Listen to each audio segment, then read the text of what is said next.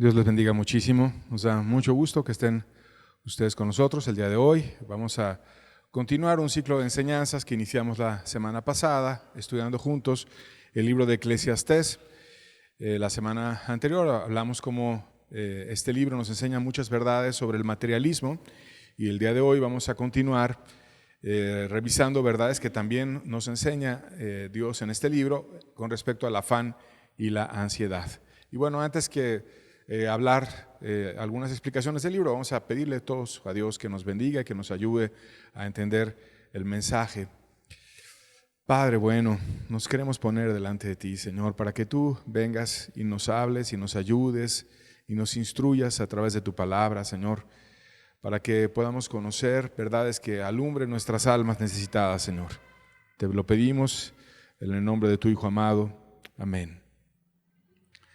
La Biblia nos advierte de una situación que íbamos a estar viviendo en el tiempo final, y lo hace desde hace muchos años en el libro de Daniel, capítulo 12, verso 4.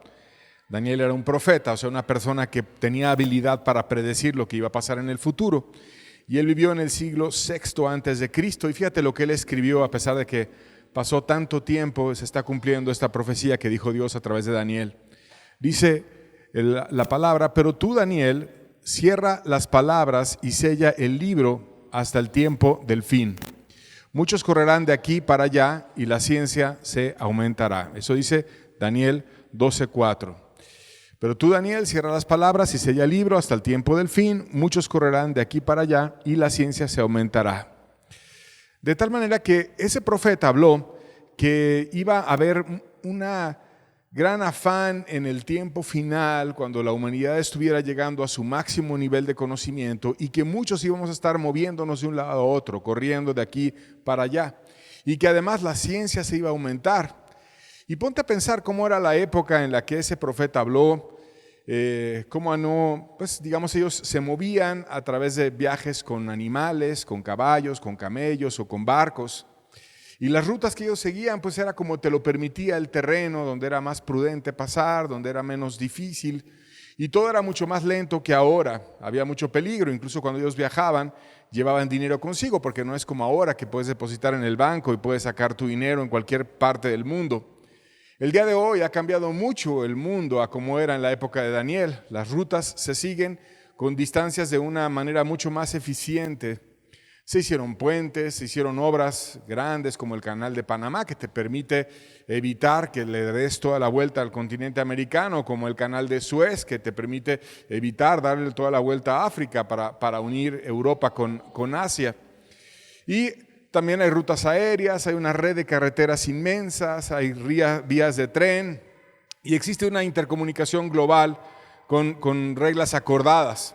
Por ejemplo, en avión puedes llegar prácticamente en un día o en horas a cualquier parte del mundo. Y Cristóbal Colón, cuando hizo su famoso viaje, en el cual por primera vez del tiempo reciente, aunque los vikingos ya lo habían hecho antes, él viajó de Europa a América, de España a las Bahamas, y más o menos tardó 33 días en ese viaje inicial. Sin embargo, el día de hoy, si tú quisieras llegar a España en unas horas, en menos de un día, tú puedes estar en aquel país. Y además de eso, la ciencia se ha aumentado. Por ejemplo, puedes llevar un traductor e ir a cualquier parte del mundo y estar traduciendo en tiempo simultáneo a muchos idiomas y hablando con personas que antes hubiera sido imposible hablar. Los sistemas educativos son equivalentes y hay muchos inventos que han ido cambiando nuestra vida.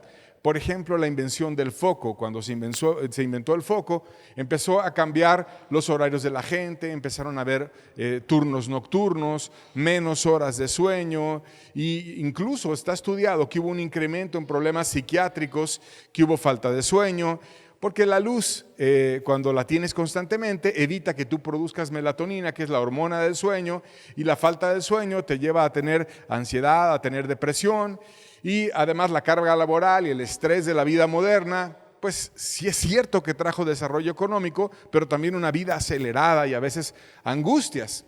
Y además, más allá del foco, hay muchos inventos que han ido cambiando nuestra vida: el internet, los transportes que hablamos de ellos, los teléfonos móviles, las formas de intercomunicarnos con correos electrónicos, con redes sociales, de tal manera que tienes la sensación de siempre estar conectado y siempre estar disponible, y vivimos en un ritmo de vida acelerado, con viajes constantes, con horarios apretados, con una sensación de competencia global constante, con países que compiten entre ellos y personas que compiten entre ellas, y como resultado a veces tienes un agotamiento físico y un agotamiento emocional. El nivel de estrés se incrementa, y Dios había hablado a través de Daniel hace mucho tiempo: sella las palabras de este libro hasta el tiempo del fin, porque muchos correrán de aquí para allá y la ciencia se aumentará. Y exactamente eso es lo que está pasando. La ciencia se ha aumentado, y el incremento en el conocimiento del ser humano ha hecho que estemos corriendo de un lado a otro y que nuestra vida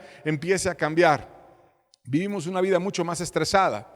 Y cuando hablamos de estrés se refiere a una respuesta física y mental, emocional también del organismo, que se da ante situaciones que se perciben como desafiantes o amenazantes o abrumadoras. Y puede haber varias formas de estrés. Un estrés agudo, que es cuando tienes una breve demanda, que tienes una emergencia y te estresas, y ese estrés puede ser normal y a todos nos pasa. Pero cuando viene a hacerse crónico, que tienes la vida constantemente estresada, tú empiezas a pedirle a tu cuerpo situaciones que no son normales. Si bien es cierto que el cuerpo de todos puede reaccionar y reacciona muchas veces ante una demanda, un estrés, una dificultad, un problema, alguna necesidad en la cual te permite reaccionar, apurarte, tener más fuerza, poner más atención y sacar adelante un problema. Pero cuando se hace crónico y todo el tiempo estamos viviendo en estrés, puedes empezar a tener una vida que te lleve a sufrir, estar todo el tiempo con palpitaciones aceleradas o irregulares, o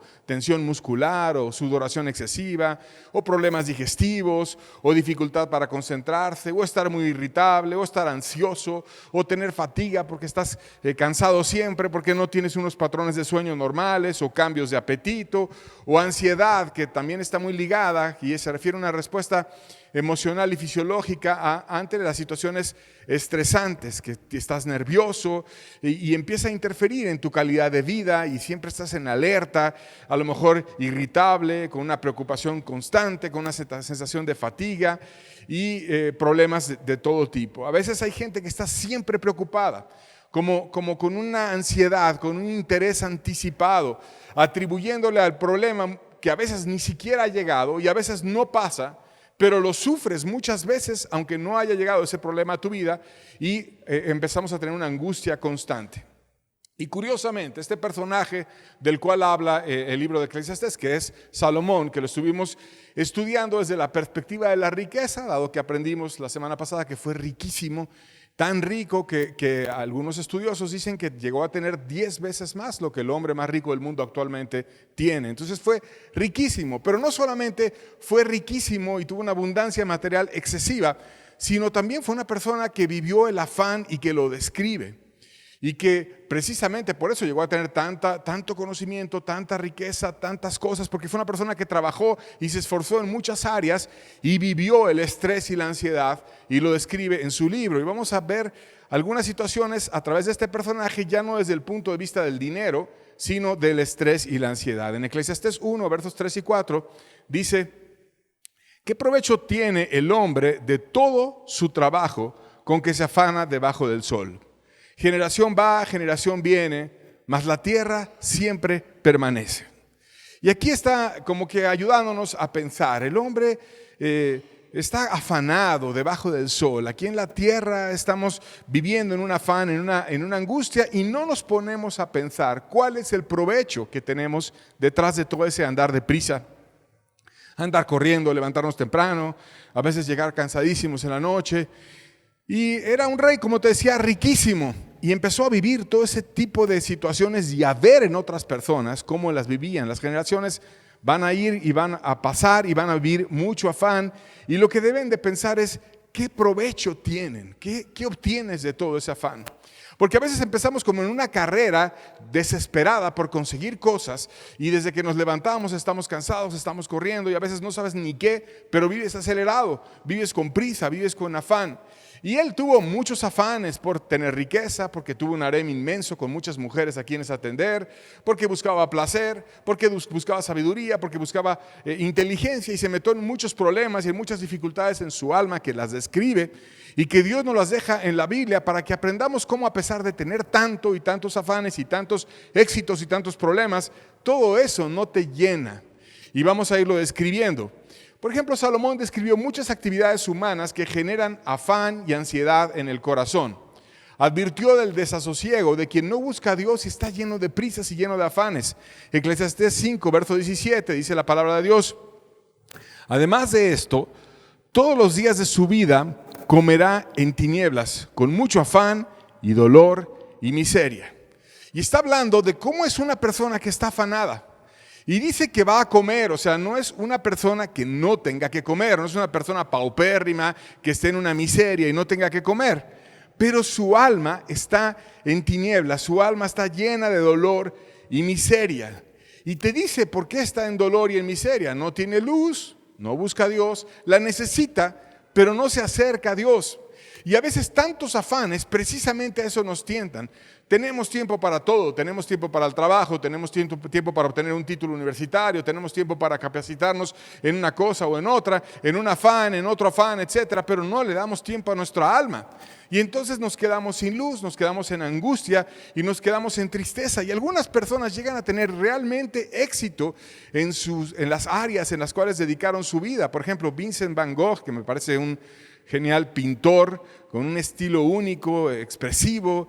Y él siempre, cuando ve su biografía, no solamente sus obras, que son increíblemente buenas, pero él tuvo una depresión grave, tuvo un sentimiento en su alma de ansiedad, algunos lo describen también como psicótico, y tuvo un sufrimiento mental que muchos dicen que expresó a través de pinceladas audaces. Por ejemplo, su obra El Grito refleja una angustia y una desesperación existencial. Y tuvo episodios tristes. En una ocasión él estaba desesperado y se cortó una oreja después de una discusión con un colega y la llevó y la parte mutilada y se la dio a una prostituta, y han escrito de por qué hizo Van Gogh eso, y después murió de una bala en el abdomen y hay todo un debate de si esa fue una herida autoinfligida o fue una disputa o fue un accidente o qué pasó, quién disparó, etcétera. Pero es una persona que siempre tuvo angustia, tuvo una capacidad increíble para pintar unas verdaderas obras de arte. Valen millones, muchos millones sus cuadros aún el día de hoy, a pesar de que ha pasado tanto tiempo, y era un genio, pero en su alma estaba necesitada. ¿Y cuántas veces hay personas que alcanzamos en alguna área de la vida, en alguna arte, en algún negocio, en algún deporte, alguna situación, destacar muchísimo, muchísimo, muy por encima de los demás? Pero eso, como quiera, no es la saciedad del alma. Y todo eso Dios lo describe en su palabra. También Salomón describió que con los afanes habría molestias, falta de descanso y una vida con poco provecho. Eclesiastés 2, versos 22 al 23, dice la Biblia: porque ¿qué tiene el hombre de todo su trabajo y de la fatiga de su corazón? ¿Con qué se afana debajo del sol? Porque todos sus días no son sino dolores y sus trabajos molestias. Aún de noche su corazón no reposa. Y esto también es vanidad.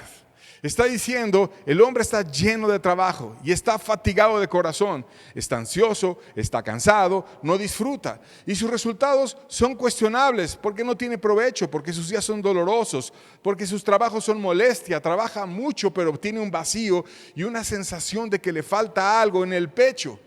Y también el afán que él tuvo de adquirir conocimiento, por ejemplo, en el área de Salomón, que era entender muchas cosas, en el área de Van Gogh, la pintura, pero eso no lo logró llenar a Salomón. Decía Eclesiastés 1, versos 17 al 18, dice: y dediqué mi corazón a conocer la sabiduría y también a entender las locuras y los desvaríos. Y mira que entender a una persona cuando ha desvariado es difícil, y a eso se dedicó. Conocí que aún esto era aflicción de espíritu, porque en la mucha sabiduría y mucha molestia, y quien añade ciencia, añade dolor. O sea, se dedicó a hacerse sabio. Quizás si yo me hago tan sabio, si logro entender todas las cosas, si logro destacar en esto, voy a tener algo que yo pueda dejar una huella. Pero todo eso, dijo, yo solamente hallé dolor, hallé aflicción de espíritu, tuve estrés, tuve ansiedad, tuve molestia. Y eso le pasó a Salomón, y no solamente a él, sino a muchos. Cuando estudias los filósofos o las personas que han estudiado la naturaleza, han tenido experiencia similar a él. Por ejemplo, Charles Darwin, él expresó su agotamiento y melancolía, y en una ocasión le escribió a un amigo: estoy muy cansado de todo. A veces pienso que mi cerebro no aguantará más. Y su esposa y su hijo hablaron del sufrimiento que tenía este hombre, y filósofos como Nietzsche y como muchos otros han descrito sentimientos similares, a pesar de que fueron muy destacados en las áreas en las cuales ellos se desenvolvieron. Y así Salomón se dedicó a aprender las ansiedades, las disputas, los problemas en el corazón, y después de todo eso dijo: hay mucha molestia en la mucha sabiduría, y quien añade ciencia añade dolor. No estaba satisfecho. Y el que después de tanto esfuerzo personal sintiera que no lograra trascender en su vida, y que después iba a final de cuentas a borrarse su memoria, sintió un hartazgo total. Y lo vamos a ver en Eclesiastés 2, versos 16 al 17, dice la Biblia: porque ni el sabio ni del necio habrá memoria para siempre, pues en los días venideros ya todo será olvidado, y también morirá el sabio como el necio. Aborrecí por tanto la vida, porque la obra que se hace debajo del sol me era fastidiosa, por cuanto todo es vanidad y aflicción de espíritu. O sea, a pesar de que nos afanemos mucho, a pesar de que si logramos destacar en algo muy por encima de los demás y hacer muy, muy gloriosos en un deporte, o no sé, en algo, un muy buen general, un muy buen soldado, alguien que destaque en alguna área, un muy buen artista, a veces se va olvidando. Y en tu generación puedes ser el mejor y te pueden dar medallas y te pueden reconocer, pero en la siguiente generación ya empiezas a ser una persona que se va olvidando, y después de 100 años a lo mejor algún libro de historia te recuerde, y después de 500 años quizás ya nadie va a saber tu nombre. Y todo eso estaba pensando Salomón. Y aún en las grandes obras de la humanidad, por ejemplo las pirámides de Egipto, que son construcciones que han sido capaces de resistir el paso del tiempo durante muchos, muchos años. Ellas fueron hechas como tumbas majestuosas, muchas de esas pirámides como tumbas majestuosas para gloria del faraón. Pero durante el Imperio Nuevo hubo un cambio en Egipto, hubo un cambio de religión, y también cambió la cultura funeraria.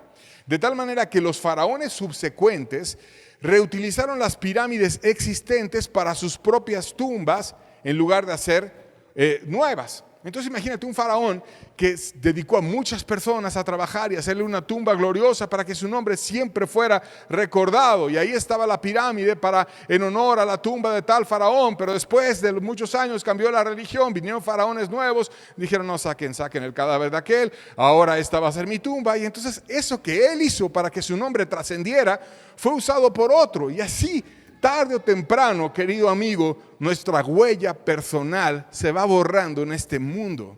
Por tanto, vivamos de una forma que dejemos huella de la mano de Dios, porque de su mano podremos hacer mucho bien.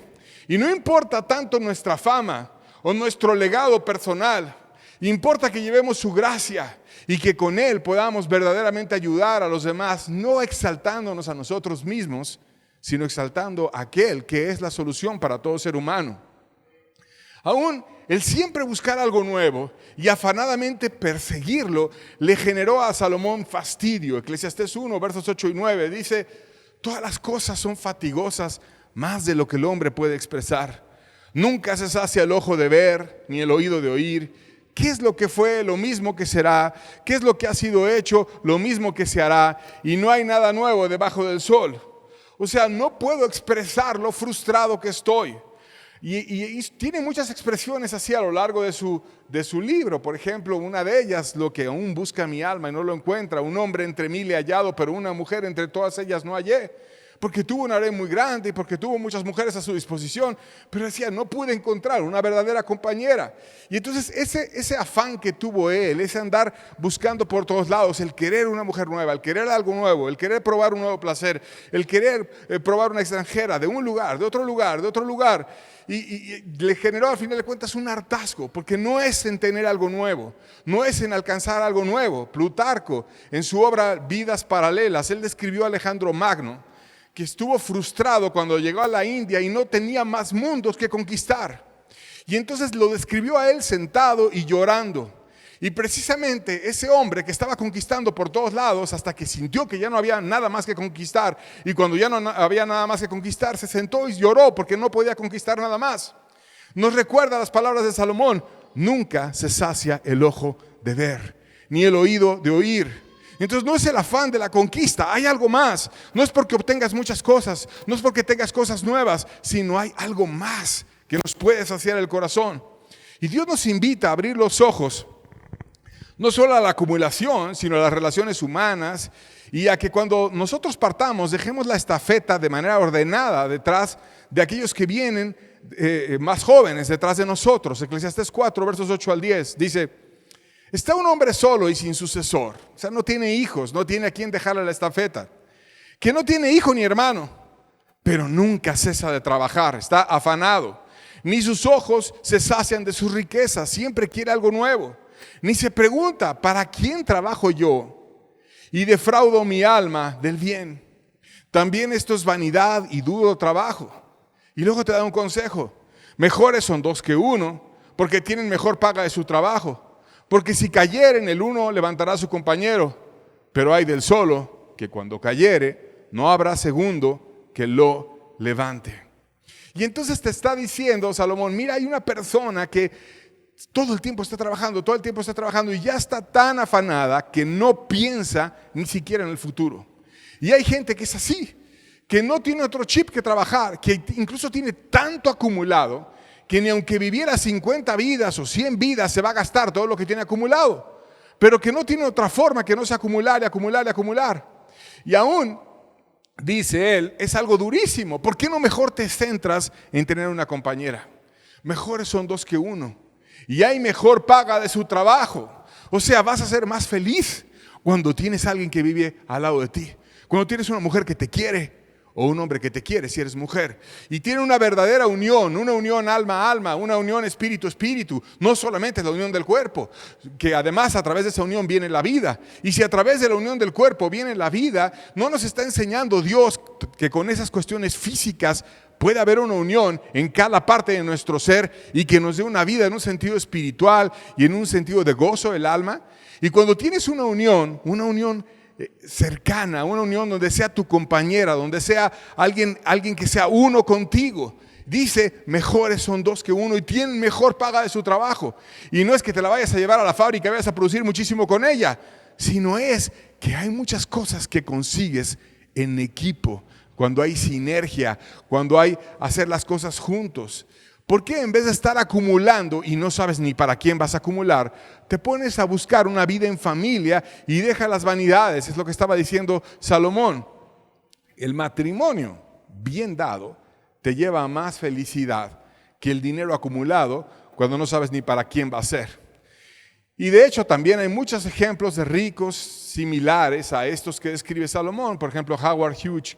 Él tenía un estilo de vida obsesivo, tuvo varios matrimonios, tuvo relaciones con artistas fallidas, tuvo relaciones tumultuosas, vivió sin hijos, fue un empresario riquísimo, heredó una fortuna de su padre, invirtió en el cine, en aviación, en energía, poseía hoteles, poseía muchas propiedades y vivió de manera extravagante y centrada en sí mismo.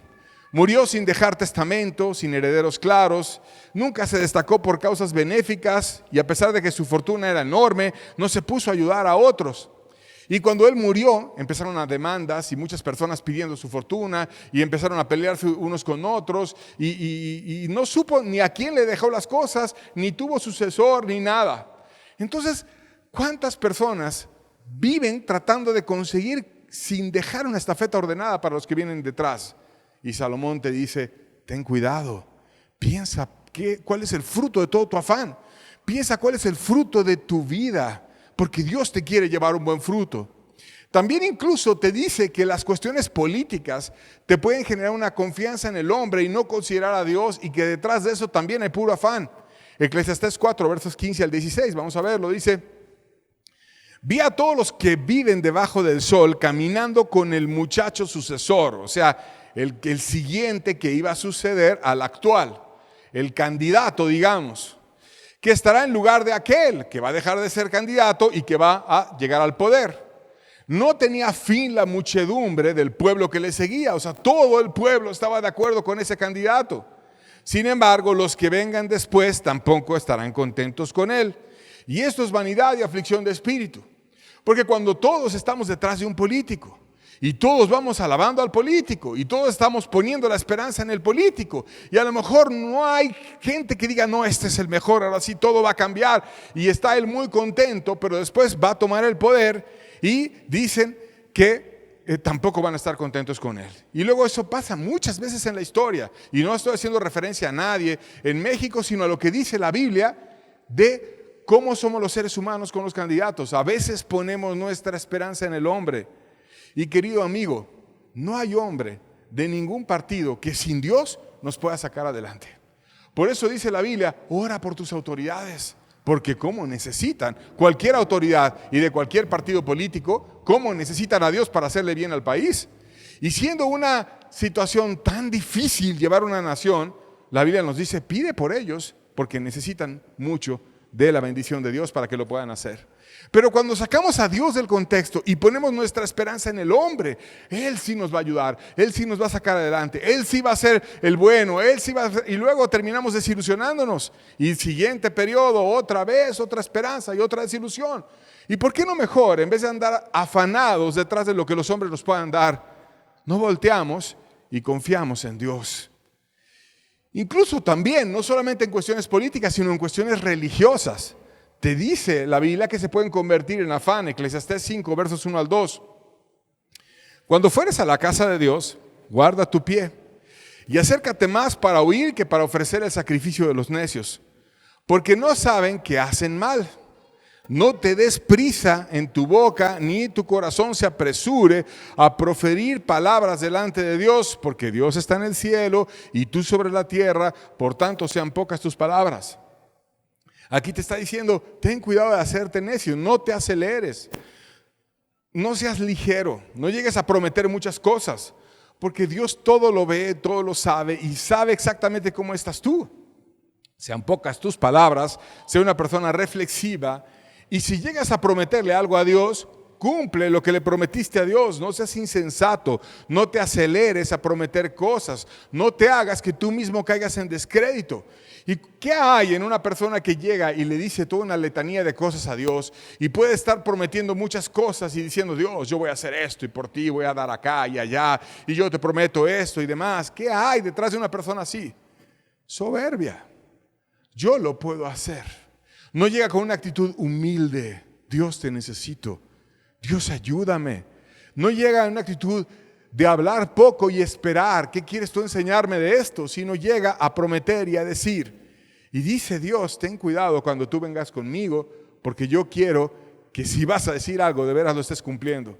Entonces nos está diciendo que nos guardemos de cuestiones, afanes religiosos, promesas aceleradas, que llegues con mucha prisa a querer quedar bien y después quedes mal.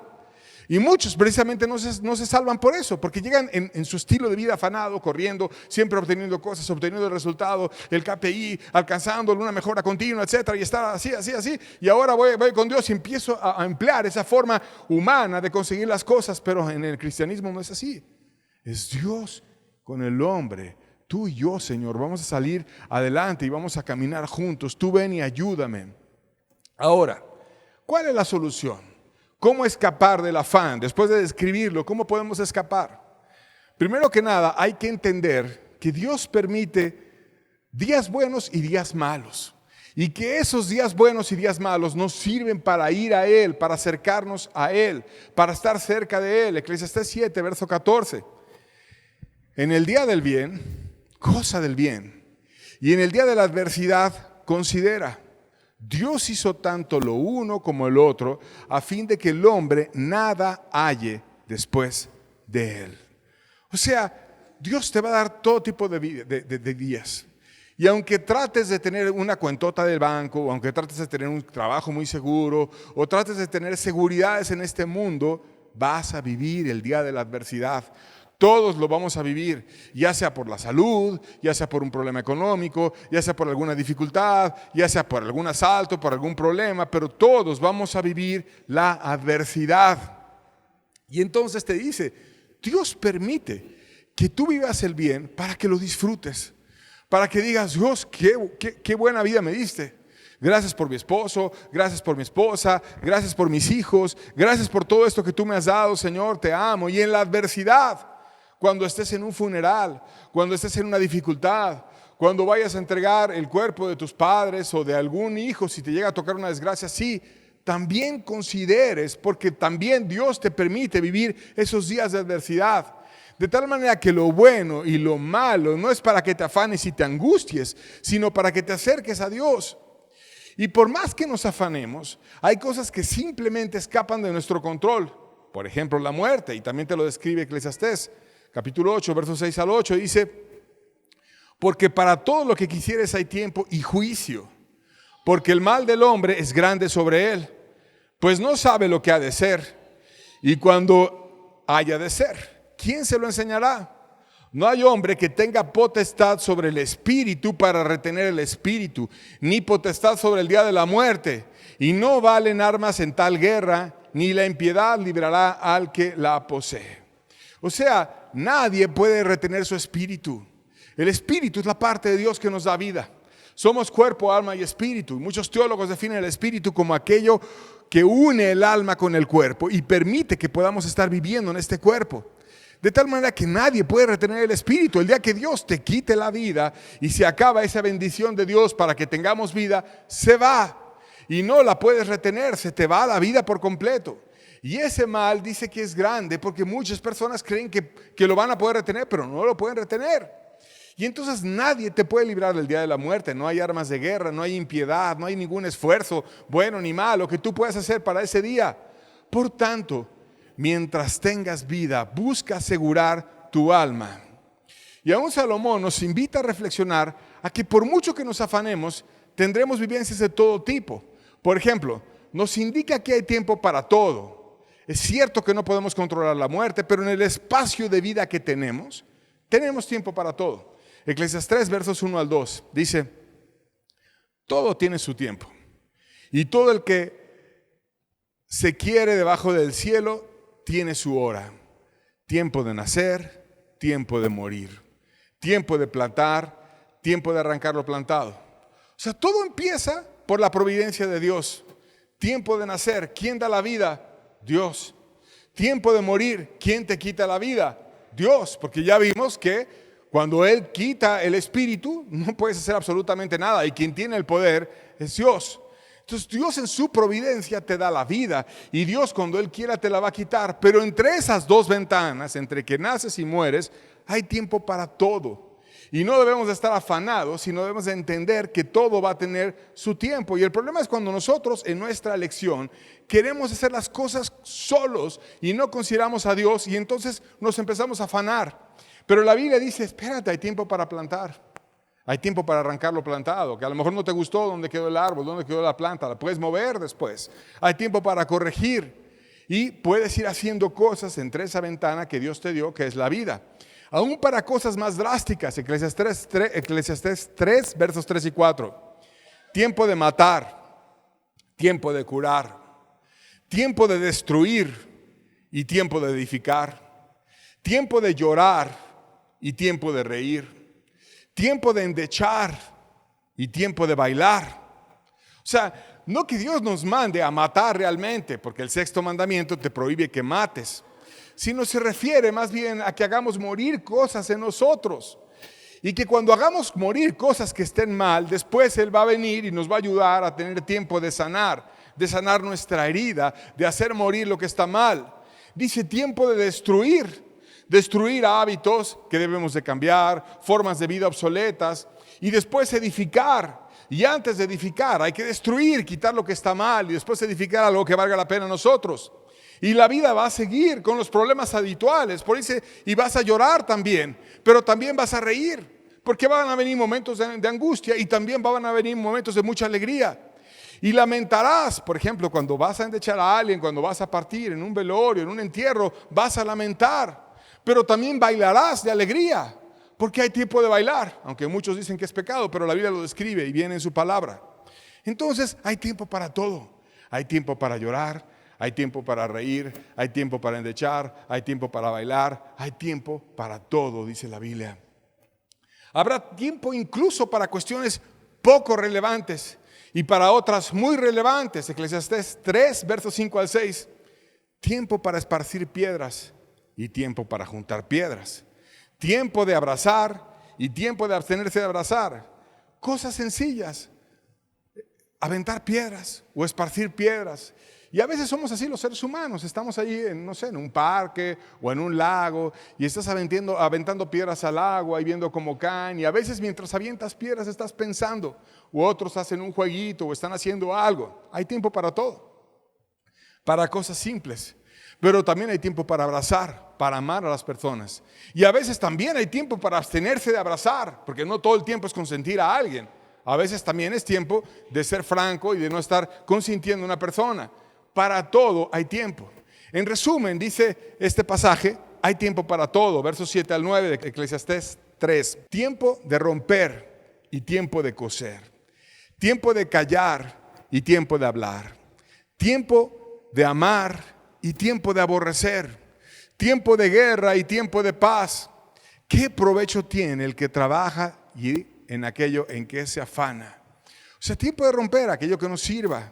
Tiempo de coser, que tú lo repares. Tiempo de callar, que es muy bueno callar y escuchar a los demás. Y tiempo de hablar, para que tú después de que hubieras escuchado, des tu opinión, según corresponda. Tiempo de amar y hacer el bien. Y tiempo de aborrecer, aquello que sea malo, aborrecerlo. Aborrecer la hipocresía, amar la sinceridad, por ejemplo. Tiempo de guerra, porque las puertas del Hades no van a prevalecer contra la iglesia. Y porque en un sentido espiritual también estamos llamados a una batalla espiritual. Y también va a haber tiempo de paz. Y va a haber tiempo de gracia y tiempo de bendición. Hay tiempo absolutamente para todo. Como va a haber tiempo para todo y todo lo vamos a enfrentar, no te afanes, sino más bien camina con Dios para que cualquier actividad que tú estés haciendo te apoyes en Él. Y nos invita a disfrutar cada momento y a encontrar detrás de ellos siempre a Dios. Verso 11 del capítulo 3 dice, todo lo hizo hermoso en su tiempo. Y fíjate bien, y ha puesto eternidad en el corazón de ellos, sin que alcance el hombre a entender la obra que ha hecho Dios desde el principio hasta el fin. O sea, Dios lo hizo todo hermoso a su tiempo. En el momento en el que somos niños, en el momento en el que disfrutamos, en el momento en el que nacemos, en el momento en el que nos casamos. Y cuando vas disfrutando cada etapa de tu vida, todo lo hizo hermoso a su tiempo. Qué diferente es cuando caminamos con Dios. Qué diferente es cuando no andamos corriendo afanados, sino que vamos de la mano de Dios y vamos en ese camino, que Él es el camino, y vamos al lado de Él y vamos descubriendo qué hermoso cuando tienes nietos. Qué hermoso cuando tienes bisnietos y Dios te permite el tiempo para eso. Todo es hermoso a su tiempo y lo vas a ir descubriendo y vas a ir gozándote porque Dios te lleva de la mano y te hace una vida feliz y te ayuda y te bendice. Y aún dice que ha puesto eternidad en el corazón de ellos, o sea, sobre aquellos que se apoyan en Dios, que ya ven todo hermoso en su tiempo, que ya caminan con Dios, ha puesto eternidad. Saben que sí es cierto que un día Dios va a retirar el espíritu de tu ser y entonces vas en tu alma, va a otro lugar, pero hay una eternidad en tu corazón. Tenemos un inicio, pero no tenemos un fin. Vamos a entregar este cuerpo, pero después viene otra vida después de esta vida. Entonces hay eternidad y de hecho muchas personas nos dan testimonio de eso. porque podrán ser muy incrédulos y indiferentes de Dios, etcétera, pero cuando está llegando el fin de la vida y cuando ya empiezan a ver la debilidad y el invierno de la vida y las dificultades, de pronto se interesan, de pronto empieza a venir una ansiedad, decir, ¿qué más? ¿Cómo me voy a preparar para lo que sigue? Y empiezan a buscar, a interesarse en Dios, porque hay un testigo interno que te dice, eres eterno. La vida no acaba cuando tú mueres. La vida simplemente cambia de una fase a otra. Y entonces si somos eternos, si solamente Dios nos va a mover de este cuerpo a otro lugar, pero vamos a seguir vivos y ni un momento vamos a estar realmente muertos, sino simplemente cambiar de una fase a otra, ¿qué tanto te afanas? ¿Qué tanto te preocupas? Si finalmente tienes muchos años por delante, porque Dios nos hizo eternos y nos puso eternidad en el corazón como un testigo de decir, tú sabes que es verdad, tú sabes que hay otra vida después de esta vida, tú sabes que este mundo es probatorio y estoy viendo nada más tú qué tanto me valoras, qué tanto te afanas en cuestiones egoístas o qué tanto vienes de la mano, de mi mano y caminas conmigo. En resumen, tomemos a Dios en cuenta, veamos no solamente por el dinero, sino también por nuestros hijos. No solamente por la belleza externa, sino también por la belleza espiritual y por la interna. No solamente por darnos por otros, sino también por disfrutar nosotros, porque hay personas que son así, como muy de voy a dar, y también Dios te dio para que disfrutes tú. Y cuando nosotros empezamos a poner a Dios dentro de nuestro plan, seremos obra suya y tendremos propósitos eternos. Eclesiastés 3 dice, he entendido que todo lo que Dios hace será perpetuo. Sobre aquello no se añadirá, ni de ello se disminuirá. Y lo hace Dios para que delante de Él teman los hombres. Aquello que fue, ya es, y lo que ha de ser fue ya. Y Dios restaurará lo que pasó. O sea, Dios hace las obras perfectas. Y no necesitamos añadirle, por ejemplo, en su ley. No tienes que quitarle, como hacen los mundanos, para irse a vivir en muchos placeres. Tampoco tienes que añadirle a la fe, como hacen los fariseos, que se envanecen y empiezan a legislar y a agregar mandamientos y a decir es así, y le ponen muchas regulaciones porque están envanecidos. No. Dios lo hizo perfecto. Dios lo hizo para bien de su creación. No tienes que cambiarle nada. ¿Qué quiere Dios de ti? Quiere que disfrutes algo que Él hizo, que es perfecto. Y que tú mismo seas una obra en la cual dejes que Dios moldee tu corazón y te lleve a algo perfecto. Aún te dice, aquello que fue ya es, y lo que ha de ser fue ya. O sea, el cielo que fue y que se quedó vacío sin el hombre por causa del pecado, ya es. Cristo ya lo ganó de nuevo, ya tiene capacidad y ya tiene lugar por la gracia de Cristo para podernos recibir. Ya está listo. La salvación algún día la veremos físicamente en el cielo y ya está. Y lo puedes disfrutar desde hoy. Por lo tanto, Dios quiere empezar a traer un cielo a tu corazón y empezar a tener una comunión como un padre que te ayuda, que te bendice, que te acompaña y que está contigo. Una vez que estamos reconciliados con Dios, ahora todo es bendición y disfrutamos nuestro trabajo. Verso 22 del capítulo 3 dice, así pues he visto que no hay cosa mejor para el hombre que alegrarse en su trabajo, porque esta es su parte, porque ¿quién lo llevará para que vea lo que ha de ser después de él? La idea del trabajo es de Dios.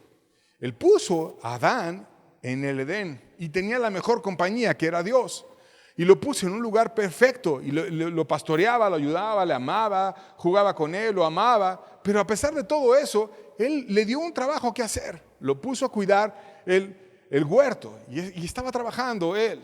Y entonces Dios quiere que tú te alegres también en lo que tú haces, que lo hagas y lo hagas mejor y que te vaya bien y que disfrutes cualquier cosa que tú estés haciendo. Si eres maestra, si eres un estudiante, disfrutes cuando tú vayas en la universidad o en la escuela o donde quiera que tú estés, en la prepa, y que tú tengas una autorrealización, que tú puedas disfrutar, puedas planear, puedas estar bien, puedas caminar con Dios, puedas disfrutar de tu trabajo, puedas obtener una paga de Él si estás en la nómina, en una empresa, si eres adulto y estás trabajando. Dios quiere todo eso en la tierra y también en un sentido espiritual que tú seas leal con Él y que tengas una bendición eterna. Si en este mundo te pagan por un trabajo que tú haces, ¿cómo Dios no nos va a dar su bendición y su gracia si lo hacemos a Él nuestro guía y vamos de su mano? Él va a venir y nos va a dar bendición, nos va a llenar el corazón, nos va a acompañar, nos va a dar una corona también, dice la Biblia, y nos va a bendecir cuando sea tiempo, cada día, y también cuando muramos va a estar con nosotros. Y aún la Biblia nos invita por todos lados a tomar fuerza en Dios. Por ejemplo, recibiendo de Él consuelo y disfrutando de su ayuda para vencer las dificultades. Isaías 51, verso 12 dice: Yo soy vuestro consolador. ¿Quién eres tú para que tengas temor del hombre que es mortal y del Hijo del Hombre que es como heno? O sea, Dios viene y te dice: yo soy tu consuelo, yo te bendigo. Tú podrás tener muchas dificultades y muchos problemas, pero yo te quiero ayudar. Y hay una historia que me gusta mucho de Hudson Taylor, un predicador que se fue a China y tuvo momentos muy increíbles en su ministerio, grandes bendiciones, grandes conversiones, pero también tuvo grandes angustias, como pérdida de seres queridos, persecuciones por un gobierno autoritario, una sensación de que su vida se caía a pedazos. Y fue a Dios y pidió consuelo, y cuando Dios vino y lo consoló, como dice Isaías: yo soy vuestro consolador, Él escribió en su libro: recibí tales consolaciones que si me hubiera sido lícito desearía males mayores para tener consuelos más grandes. O sea, Dios me consoló tantísimo, me bendijo tanto que no lo puedo describir. Y entonces Dios es nuestro consolador. Y cuando estamos heridos, afanados, con problemas, con dificultades, debemos de ir con sinceridad a Dios. Debemos conocer a ese Dios y abrir nuestra alma y decir: Dios, consuélame, Dios, ayúdame. No es cierto que cuando nuestros hijos se caen y llegan con un chipote o sangrando o llorando, ¿qué hacemos como padres? No vamos y los abrazamos, no los cargamos, no los sentamos con nosotros hasta que se calman, no les hacemos cosquillas, o a veces les compramos un helado o hacemos algo para que ellos sean consolados y se quedan con nosotros hasta que son consolados. Y si nosotros hacemos eso por nuestros hijos, ¿no va a ser más Dios con nosotros? Si vamos verdaderamente a Él, no a la religión, sino a Dios. ¿Quién eres tú para que le temas al hombre mortal cuando eres como heno? O sea, se va como nada. Yo quiero que tú descubras que soy un consolador. Y aún Dios te habla como un padre que te fortalece como a un hijo. Isaías 41, versos 10 y verso 13 dice: no temas, porque yo estoy contigo. No desmayes, porque yo soy tu Dios que te esfuerzo. Siempre te ayudaré y siempre te sustentaré con la diestra de mi justicia. Porque yo, Jehová, soy tu Dios, quien te sostiene de tu mano derecha y te dice: no temas, yo te ayudo. Yo estoy contigo, yo te amo, yo voy a estar siempre contigo, te acompañaré con mi diestra. O sea, Jesucristo mismo va a estar contigo, te daré mi fuerza, te voy a ayudar, te voy a bendecir. Y Dios recupera esta verdad que nos dejó ese profeta Isaías en el Nuevo Testamento y la enfatiza de nuevo. Hebreos 13, verso 6, dice: de manera que podemos decir confiadamente: el Señor es mi ayudador. No temeré lo que me pueda hacer el hombre. Dios está conmigo. Dios me va a ayudar. No voy a andar con temor. Entonces, ¿con qué voy a andar? Con confianza. ¿Con confianza en quién? En Dios. Entonces, aunque quieran hacerme daño, aunque me estén persiguiendo, aunque estén murmurando, aunque estén diciendo muchas cosas en contra, lo que sea, Dios me va a ayudar. No voy a temer al hombre, no voy a andar servil con los seres humanos, sino voy a andar confiado con Dios y Él me va a ayudar. Y como Dios nos va a ayudar, podemos poner nuestras cargas directamente en Él. Primera de Pedro 5, versos 6 y 7 dice: humillaos pues bajo la poderosa mano de Dios, para que Él os exalte cuando fuere tiempo, echando toda vuestra ansiedad sobre Él, porque Él tiene cuidado de vosotros. O sea, te está explicando la Biblia: sé humilde, y cuando eres humilde y crees en Dios, oras. ¿Por qué muchos no oran? Porque no tienen fe, porque no creen en Dios, porque creen más en sus fuerzas. Por eso vas y te afanas y haces una cosa y otra, porque confías mucho en ti. Pero sí, confiarás más en Dios de lo que confías en ti. Y no digo que esté mal que confíes en ti, porque también el tener seguridad propia no es algo malo. Pero el problema es cuando tienes mucha seguridad en ti y nada de seguridad en Dios. Y Dios dice, humíllate bajo la poderosa mano de Dios. El poder no está en ti ni está en mí, no está en nuestra capacidad, está en Dios. Y Dios nos va a exaltar cuando fuere tiempo. Y si tú te humillas, ¿qué vas a hacer? Echando toda vuestra ansiedad sobre Él. Esos problemas que tienes, esas angustias del alma, esas situaciones que no puedes manejar, esas cuestiones que tú ves y riesgos que tienes en tu vida, dáselas a Él. Y se las pones a Él, de tal manera que llegas con tu alma toda cargada, porque tienes problemas en el trabajo, porque tienes problemas con tu esposo o con tu esposa, con tus hijos o con tus padres, con tus enfermedades, con la casa que tienes que pagar, o con la renta, o con el carro, o con el transporte, o con los ladrones, o con lo que tú quieras, y llegas todo agobiado con 1000 problemas, y llegas con Dios y paz, toda la ansiedad se la echas a Él. Toda esa carga que tienes encima se la pones a Dios toda, no te quedas nada. Y si llegas tú con una cargotota que apenas puedes y verdaderamente se la pones a Dios, ¿cómo sales de ahí? Sin la carga, ¿no? Si verdaderamente la pones en Dios, sales sin la carga. Cuando hay una oración eficaz de fe, donde te humillaste y le pusiste las cosas a Dios, cuando sales sin la carga, cuando Dios te dice, yo soy poderoso y yo te voy a ayudar. Yo te voy a bendecir. Yo voy a estar contigo. Yo te voy a edificar. Yo te voy a levantar. Y crees. Y entonces ya no es tu carga, ya es de Dios. Y te vas feliz. Porque Dios te oyó. Porque va uno más fuerte que tú contigo. Y entonces, lejos de tener angustias, simplemente pones las cargas en Dios. Filipenses 4, versos 6 y 7 dice, por nada estéis afanosos. En vez de estar afanoso y angustiado, ¿qué debes hacer? Ahí lo dice, sino sean conocidas vuestras peticiones delante de Dios, en toda oración y ruego con acción de gracias. ¿Y qué va a pasar? Y la paz de Dios, que sobrepasa todo entendimiento, guardará vuestros corazones y vuestros pensamientos en Cristo Jesús. Entonces, ¿vamos a estar llenos de angustias, llenos de afanes, queriendo hacer todas nuestras fuerzas? No, por nada, aunque sea un problema muy grande, aunque estés en la cárcel, aunque tengas una enfermedad y sea incurable, todos tarde o temprano vamos a entregar este cuerpo, todos. Por nada estéis afanosos. En vez de eso, ponle tus peticiones a Dios, con toda oración y ruego. A veces una oración, a veces otra oración. A veces al día siguiente de nuevo el alma que está acostumbrada a afanarse y angustiarse es débil. Vas y se la vuelves a poner y le ruegas a Dios y le das gracias. ¿Por qué dice que le vas a dar gracias? Porque hay una experiencia espiritual. Porque Dios te deja saber que te escuchó y te recibe la carga y te la quita del alma y te dice, te voy a bendecir. Y empiezas a ver su mano actuar en ti. Y la paz de Dios sobrepasa todo entendimiento porque a lo mejor sigues con la enfermedad, sigues con el problema, pero sabes que Dios la tomó. Y Él va a venir y va a guardar tu corazón y tus pensamientos en Cristo Jesús y te va a resolver el problema y te va a ayudar y te va a bendecir porque por algo es Dios. Y tú eres hombre y lo necesitamos a Él y hay que creer en Él. Cristo prometió que nos iba a ayudar a suplir nuestras necesidades todos los días. Mateo 6, versos 25 al 26.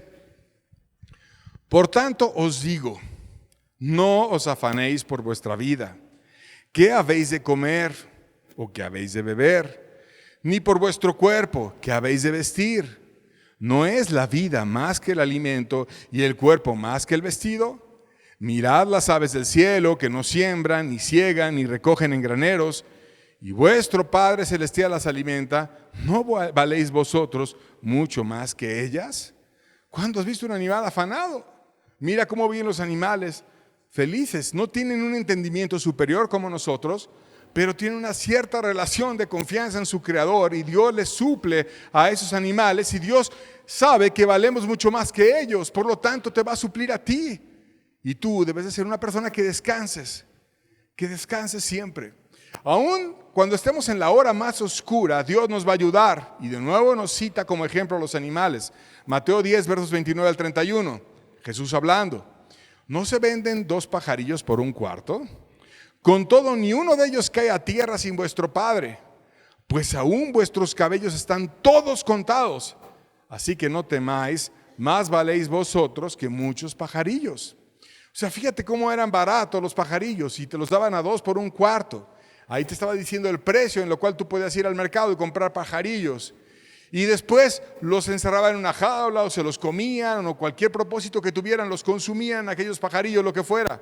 Pero el día que ellos murieran, dice que ninguno caiga a tierra sin vuestro Padre. O sea, Dios acompaña a su creación en la muerte. Dios acompaña a cada pájaro cuando cae y cuando va a morir ese pájaro, Dios está con ese pájaro y lo va a ayudar. Y luego te dicen, no, ¿vales mucho más que ellos? O sea, si yo estoy con el pájaro cuando muere, ¿no voy a estar contigo cuando tú mueras? ¿No te voy a acompañar en la hora más oscura? No importa tanto si estás en un hospital rodeado de cuidados y de muchos doctores, importa que esté Dios ahí, estés donde estés, pero Dios te va a acompañar.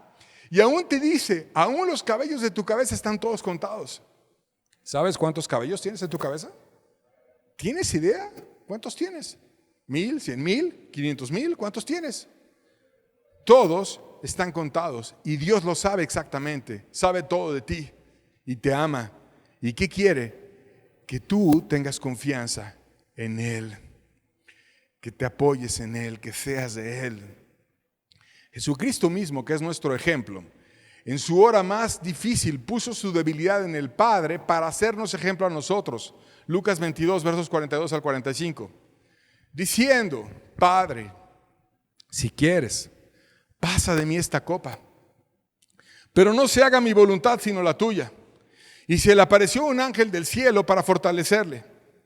Y estando en agonía, oraba más intensamente, y era su sudor como grandes gotas de sangre que corrían hasta la tierra. Cuando se levantó de la oración, vino a sus discípulos y los halló durmiendo a causa de la tristeza. Cristo sabía lo que iba a venir y le decía, Padre, pase de mí esta copa, todo es posible para ti. ¿Qué le estaba diciendo con esa figura Cristo al Padre? Yo no quiero el sacrificio en la cruz. Es normal, ¿quién va a querer ir a morir a la cruz? Como humano estaba expresando su debilidad ante el Padre. No quiero el sacrificio en la cruz, todo es posible para ti. Humanamente no quería ir. Y tenía un estrés tan amplio que empezaron a rompérsele los vasos capilares de la frente.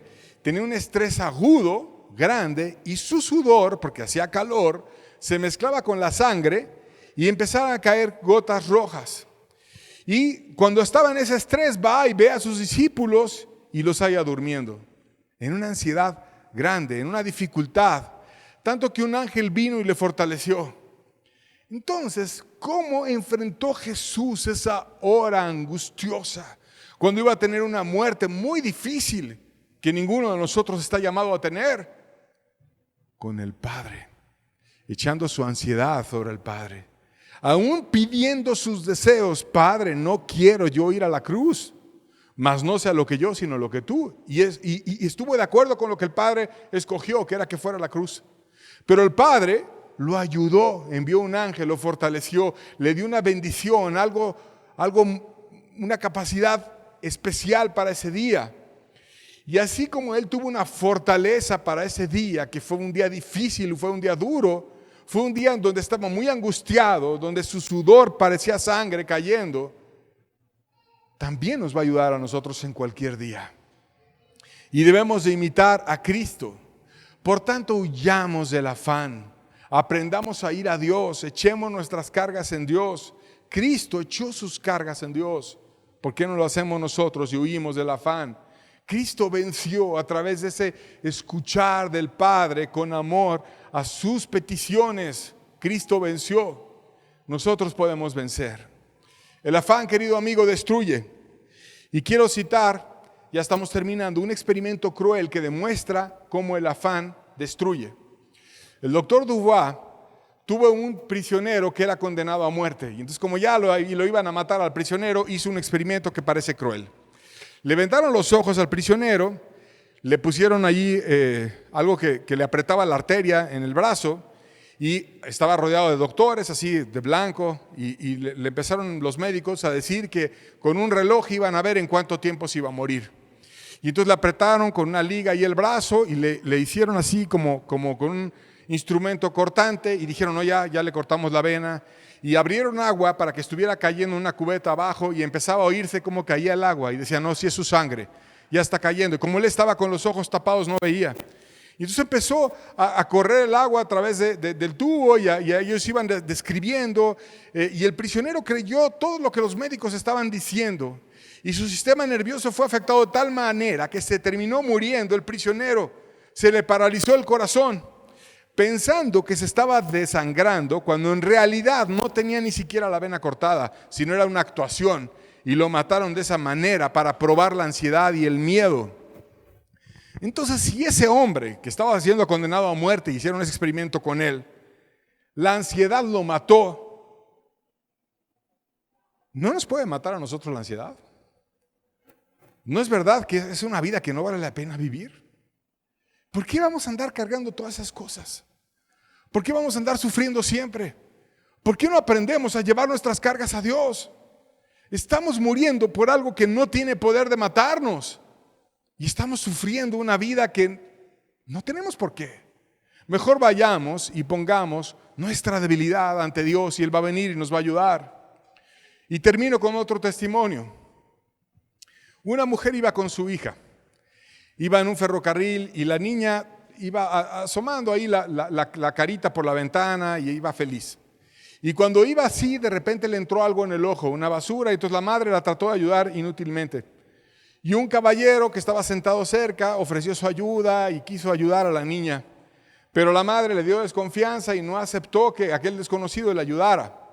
Finalmente la niña fue avanzando el día y se fue empeorando, y al día siguiente, ya que había llegado a la estación, veía que el ojo de la niña estaba terrible y estaba mucho peor. Y entonces la llevó al oculista.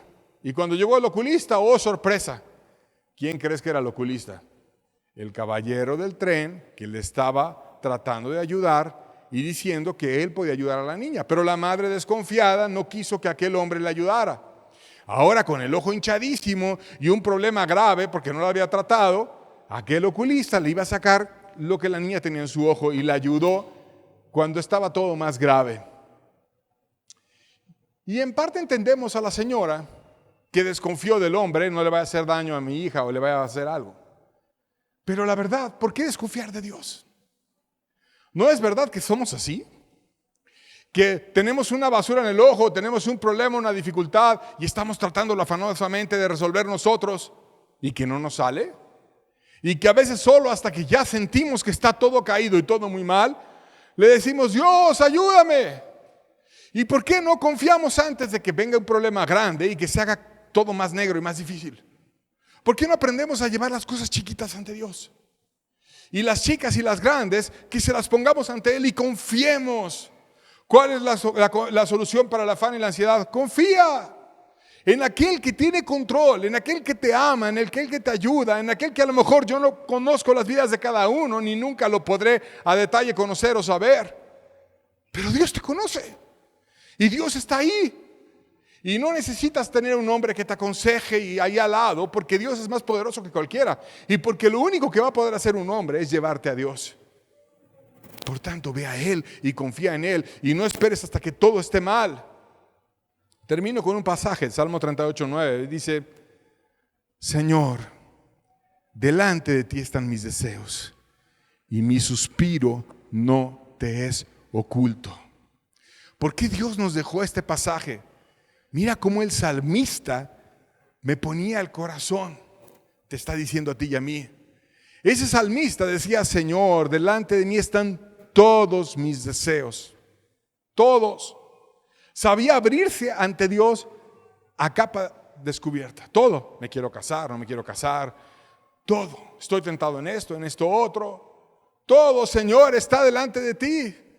Mi suspiro, lo que yo anhelo, no te es oculto.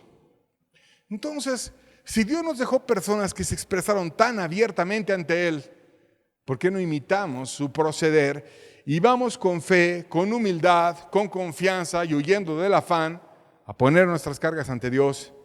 Y Dios, que nos escucha y nos ama, nos va a ayudar y nos va a atender. ¿Verdad que sí? Entonces la tarea es vivirlo.